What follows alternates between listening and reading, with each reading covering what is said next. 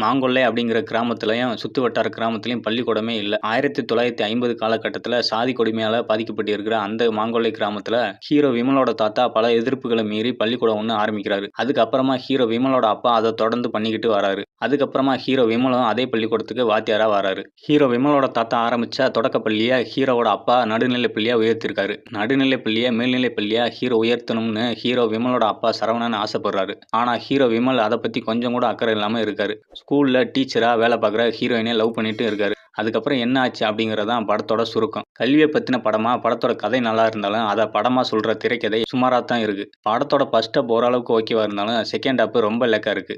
படத்துல பாடல்கள் கேட்கும்படியா இருந்தாலும், ரசிக்கும்படியா இல்ல. கல்விய பத்தின படத்துல கல்வியோட முக்கியத்துவத்த சொல்ற மாதிரி ஒரு காட்சிகள் கூட இல்ல.